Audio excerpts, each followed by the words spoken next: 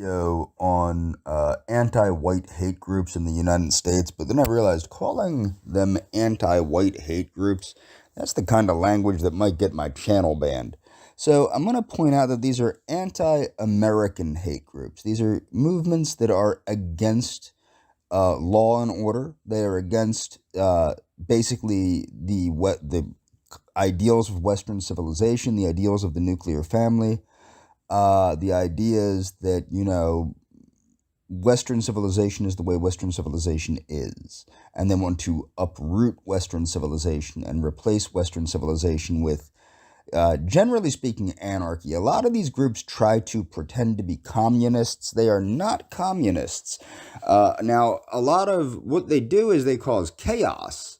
And I've already dealt with this in videos years ago about how these anarchists will cause chaos, and the goal of that by countries like the Soviet Union or Communist China or even Cuba was that it would cause chaos, weaken the United States structure, and then in a legitimate communist country such as the USSR or Communist China or something like that would move in and bring order back to the country and then liquidate the anarchists.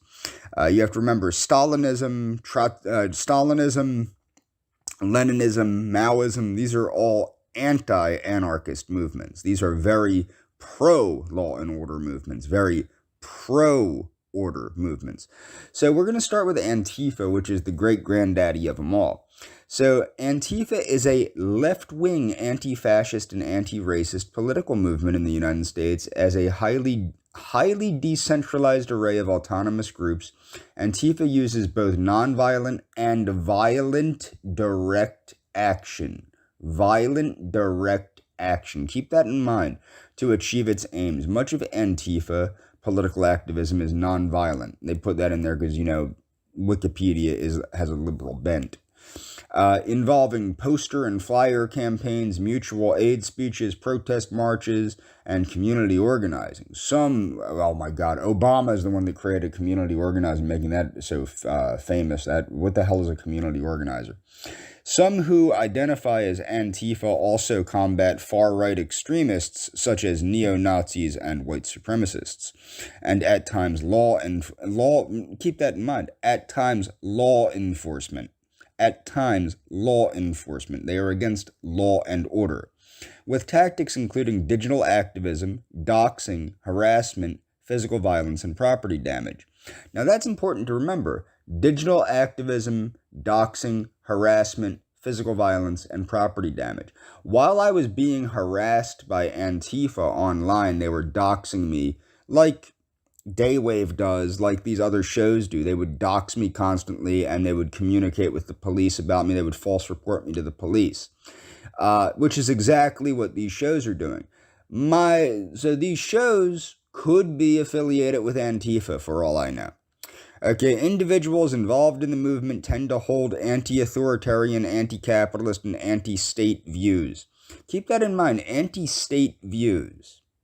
Okay, so they are allegedly pro-communist but anti-state. So they are against state communism. And I'm going to get back to what state communism is in later videos, because I still haven't done my video on state communism and U.S. patriotism, how you can be a state communist and a U.S. patriot and promote things like a command economy.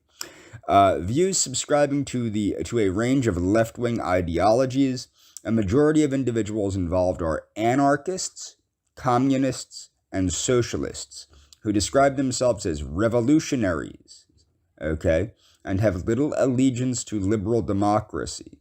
Although some social democrats also adhere to the Antifa movement, the name Antifa and the logo with two flags representing anarchism and communism are derived from the German Antifa movement. Dartmouth College historian Mark Bray, author of Antifa, the Anti-Fascist Handbook, credits anti-racist action as the precursor of the modern Antifa groups. I would argue that that's incorrect, because the original Antifa, the German Antifa, predates anti-racist action, because I'll get into anti-racist action later. Also, U.S. Antifa predates the 1988 anti-racist action group. Okay, the American Antifa movement grew after Donald Trump was elected president of the United States. This is not true. It's true in the sense that it probably grew a bit, but Antifa has been around forever. Anybody that has been involved in what is a lot of times mischaracterized as far right extremism, because it's not, it's third positionist politics. Anybody that's been affiliated with third positionist politics knows who Antifa is, knows what Antifa is, has known what Antifa has been the whole time, because they've existed since at least the 50s in the United States. Okay? So many right-wing politicians and groups characterize it as a domestic terrorist organization. Well, they did attack Ann Coulter, and Ann Coulter is not exactly an authoritarian fascist. Okay? And they've also attacked that gay guy, Milo Yiannopoulos. Okay, the definition. The English word Antifa is a loan word from the German Antifa, where it is shortened form of antifaschistisch, anti-fascist, a nickname for anti-fascist action. The German word for Antifa itself first appeared in 1930. Say 1930, that's how far back it goes. The Anti-Defamation League recommends that the label Antifa be limited to those who proactively seek physical confrontations with their perceived fascist adversaries, and not to be misapplied to include all anti-fascist counter-protesters. Well, the other ones are actively taking that name for themselves, okay? But Antifa and anti-fascism are no more synonymous than being a member of Black Lives Matter and believing that Black Lives Matter. Whatever. During the Trump administration, So now I'm going to get a movement and structure. This is important to understand. Antifa is not a unified organization, but rather a movement without a hierarchical structure, comprising multiple autonomous groups and individuals. The movement is loosely affiliated and has no chain of command with Antifa groups, instead sharing resources and information about far-right activity. Sounds a lot like these gang stalkers, doesn't it? It's a movement that is loosely affiliated and has no chain of command with Antifa groups, instead sharing resources and information about far-right activity. Sounds like the gang stalkers, like, JJ, Daywave, Adonis, these people. Very similar structure, okay? People like to say that these people got these ideas from Scientology and all this, or no, they got these ideas from things like Antifa. Whether they are Antifa or not, I don't think so, although they could be, because one of the things that Antifa has done in the past has been to promote these crazy far-right ideas to try and make it look like there's a far-right problem when there isn't. It's an Antifa-created problem. Okay, that's enough of Antifa for now. I'm going to get to another. Anti-Racist Action, or the ARA, also known as the Anti-Racist Action Network, is a decentralized network of militant far-left political cells in the United States and Canada. The Anti-Racist Action Network originated in the late 1980s to engage in direct action, including political violence and doxing against rival political organizations on the hard right, to dissuade them from further involvement in political activities. Anti-Racist Action described such groups as racist or fascist, which is convenient. If you just call everybody you don't like a racist or fascist, you seem to be able to get away with anything, which is one of the reasons I now proudly call myself a state communist, or a communist with U.S. values.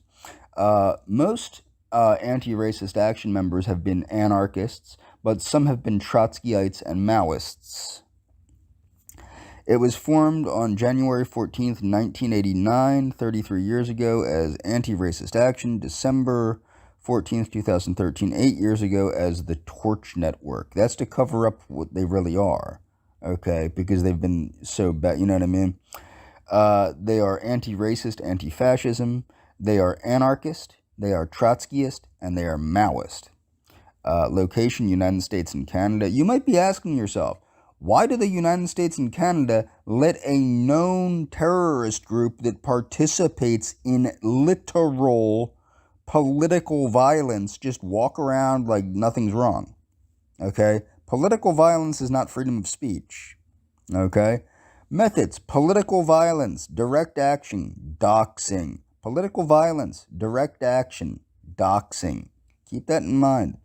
Affiliation: One People's Project, General Defense Anarchist, Black Cross, Skinheads Against Racial Prejudice. I'm going to get into them in a couple minutes.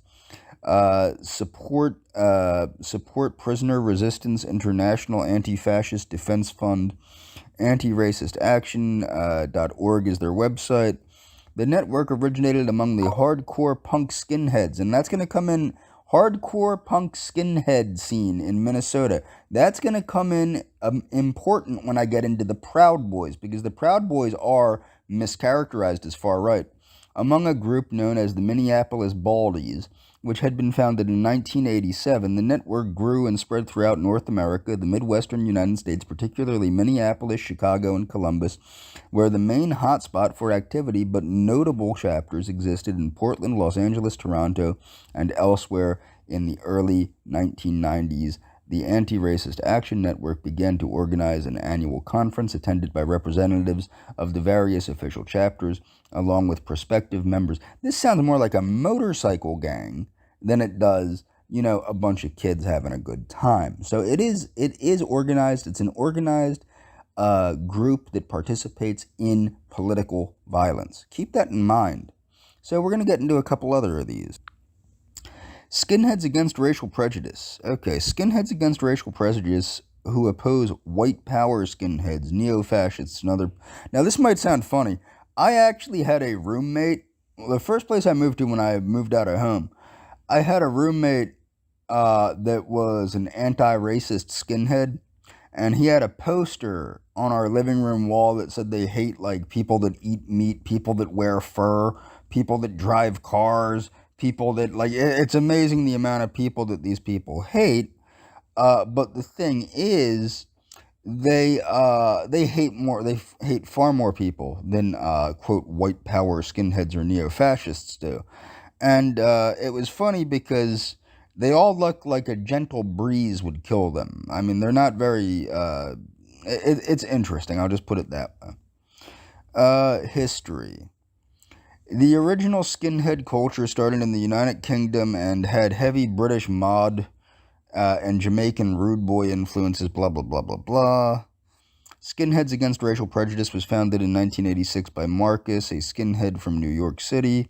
It emerged as a response by suburban adolescents to the bigotry and growing white power movement in 1982. Traditional skinheads, known as trads, formed as a way to show that the skinhead subculture was not based on racism and political extremism. The NYC Oi band. Oi is a type of like skinhead music that's kind of based in like Jamaican kind of ska type stuff, were among Sharp's early supporters, blah, blah, blah. Sharp then spread throughout Europe and in other continents, in the UK, other European countries, blah, blah, blah. Okay, that's... Look at how that guy... Look, it's Adonis. It's Adonis Paul. It's Adonis Paul, look. I knew it. Look at the puny neck and scrawny arms.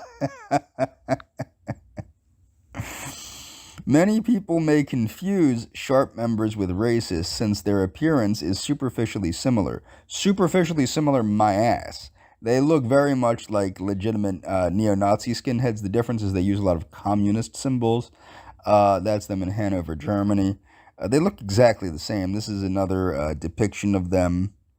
You will see the big difference is that they use the militaristic style of neo-Nazi skinheads, but they're using more of like the bomber jackets and the different stuff, but they're using basically communist symbols a lot of times. Okay.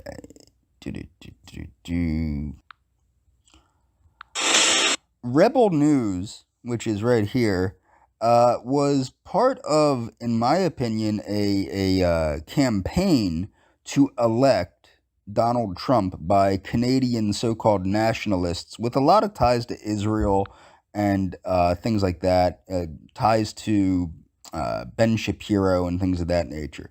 But this is Gavin McInnes. Now remember, I'm going to point out how the Proud Boys are not far right, or whatever far right is. What people need to understand primarily is that third positionism is not far right or far left. It's centrism. It's third positionism. It's a centrist ideal. Okay? It's not extreme it's extreme centrism. It's not extreme to the right. It's not extreme to the left. It's extreme to serve the people, to serve the nation. That is what third positionism is. Whether you call it fascism, whether you call it National Socialism, whether you call it Peronism, whether you call it justicialism, whether you call it integralism, whatever you call it, third positionism is not far right, it's not far left. It's extreme centrism. But let's hear what Gavin McInnes has to say about being a conservative.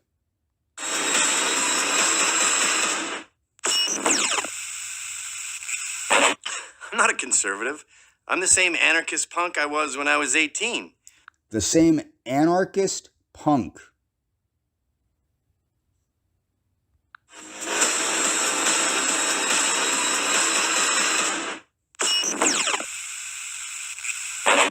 I'm not a conservative. I'm the same anarchist punk I was when I was 18. We hated Nazi skinheads. We fought them on the weekends when we take the bus to the city. We hated Nazi skinheads. And we hated them because they were fascists. They wanted to control people. We hated them because they were fascists. They were racists. They wanted to oppress people. Because they were racist. They hated immigrants. They hated immigrants. Them to practice their religion. They didn't want them to practice their religion. So you see that this guy is supporting the exact same things that Antifa, this anti-state, pro-anarchist, anti-American attitude. This idea that there is no American culture, that there is no status quo that should be maintained in the Republic. And this guy's a Canadian, okay? This guy is a Canadian. There was a big effort by Canadian conservatives, in heavy quotations, to get Donald Trump elected. And a lot of them were very pro-Israel, and a lot of them were, Zionist. So let's go on. Immigrants to be free. They didn't want liberty. They wanted fascism. I hated them as much as communists. These commies would come to our rallies with their hammer and sickle flags, and we go, wait a minute, we're here fighting the cops. I highly doubt that this guy was anti-communist. He was anti-communist maybe not. Being an anarchist, maybe he did get that people like me that actually do support patriotic communism, maybe he understands that state communism is a form of patriotism. But notice that he said that they were fighting the police because he is anti-law and order. He is against law and order. And you want more regulation? You want more government? Communist societies police thoughts. They don't promote free speech. We hate you. Get away from us. We're anarchists. I'm a vegetarian. He's an anarchist. I value life. I want equality. I want women to be free and equal and happy. I want blacks to be free. I want white people. Now, this is a guy that founded an organization that is mischaracterized as fascist. Do you understand that? That's what the Proud Boys are. They are mischaracterized. To not be the only ones who can prosper. I want everyone to prosper equally. That's what us anarchist punks want. We don't want the man. Anarchist punks. That's what us anarchist punks want, he said. We don't care about tradition either. That can go. He doesn't care about tradition. Doesn't care about tradition. I want white people to not be the only ones who can prosper. I want everyone to prosper equally. That's what us anarchist punks want. We don't want the man. We don't care about tradition either. That can go. That does. Keep that in mind. Tradition can go, he says. Tradition is the bedrock of conservatism. Have to fucking affect your life. If something better comes along, you get to do it. It seems pretty instinctual to me. Why are we the freaks? I look at gays. He's a hedonist. He's a hedonist and an opportunist. Couple that's together for 10 years, and I think, You want them to go date chicks? They have to French kiss a chick now? That doesn't make any sense. They should be free to be gay. Everyone should be free to practice their religion. Women should be happy. Why am I the weirdo? I honestly do not know any conservative in real life that actually states that gay people shouldn't have the right to be gay.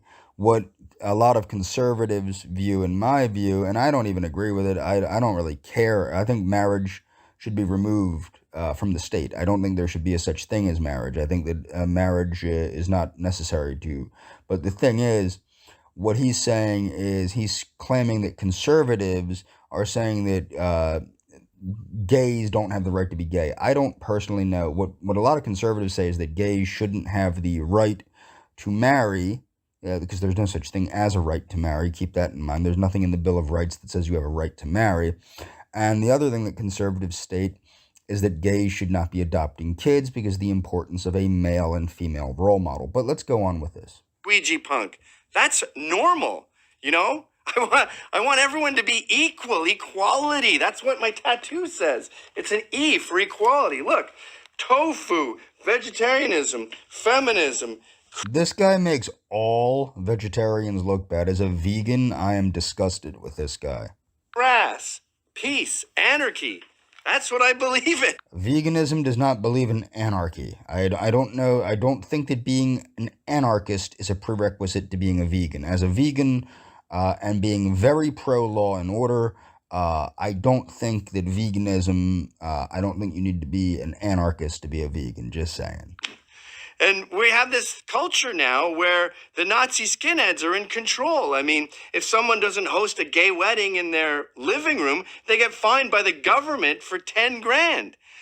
That's fucked up. And immigration is at a point now where it's ruining the cities these people come from. Nannies are being outsourced. They're outsourcing love. Now, notice that he's admitting that magic dirt conservatism is stupid, but in the same sense, so he's admitting that immigration is ruining areas, but yet he believes that you can simply transplant people to the first world countries and that they'll just be just like the people there. And the homes that they leave are wrecked. And the only people it benefits are rich whites. You can't flip a burger in LA if you don't speak Spanish. The black working class has been devastated by this shit in California. And we have Kermit Gosnell doing third-term abortions. Third-term abortions are all over the country. I'm a vegetarian. I don't like that. I value all... If this guy says vegetarian one more time, this sounds like Sean Hannity saying he's a black belt 37 million times. Life, even human beings are important. And most women are pro-life. So to say it's a woman's issue is sexist. And who knows what's going to happen if abortion gets more prevalent. They could do gender-based abortions where there's more boys than girls. Now it's a genocide on baby girls. That's fucked up. And this whole idea that America is a racist hellhole and blacks can't succeed, you're setting them up with this sort of adversarial relationship with their own society. And of course they're going to lash out. You just told them they're inevitably going to fail. He's an anarchist punk and complaining that there's an adversarial view that blacks have towards society. That was set up by anarchists like this gentleman. This guy has an adversarial view to society. He has an adversarial view to tradition. He has an adversarial view to Western civilization. But I digress. And with welfare, you're incentivizing these women to be single moms. You're splitting apart the family. You're denying these kids' dads. I mean, the fucking war on drugs has incarcerated 1 in 5 blacks. That's a fucking ridiculous statistic. Why are we oppressing these people? Why are we meddling? The war on drugs is not what has imprisoned 1 in 5 blacks. What's imprisoned them is the commission of crime. In their lives. And the most disgusting thing about all this is you're not allowed to say any of it. I mean, they're giving kids hormone blockers because they think they're in the wrong body, the wrong gender. These kids would have been happy being gays. Why can't you be gay anymore? What's the matter with being gay? The suicide rate for post-op trannies is brutal. They should try just being gay. I thought gender doesn't matter. Why do we have to give them an operation? Why can't they be free? Why are we encouraging something that leads to suicide? Why are we oppressing these people? And why can't you say any of this? You go to a college And you want to give a speech that doesn't fit this fascist, Nazi, skinhead, liberal narrative. Now, he's stating that this is a fascist, Nazi fascist, skinhead, liberal narrative. There's no such thing. This is the thing. Nobody knows what anything means anymore because they're all crazy. So let's go on, because we've entered hardcore political LARPing. And you get booed out of college. They can't even clap in college anymore. They go like this and do spirit fingers and have rooms where they watch puppy movies to recover. That's what we were fighting against as punks. That's fascism. That's not fascism. People that don't understand, I'm going to leave a link to The Doctrine of Fascism by Benito Mussolini, just so people understand what fascism actually is. Please click the link and understand what fascism is. Oh. So that's called being a conservative now? All right, fuck it, I'm a conservative. He hijacked the conservative movement with other Canadian conservatives. Canadian conservatives are not American conservatives. Don't confuse the two. So here you will note that the Proud Boys is an American far-right, this is from Wikipedia, which has a left-wing bent, remember that. It promotes and engages in political violence, just like the anti-racists do. Remember, the Proud Boys are anti-racist. If you don't believe me, the leader of them looks like this. That's the leader of the Proud Boys. Okay? However, it was founded by the gentleman that was claiming that he's an anarchist punk. That guy.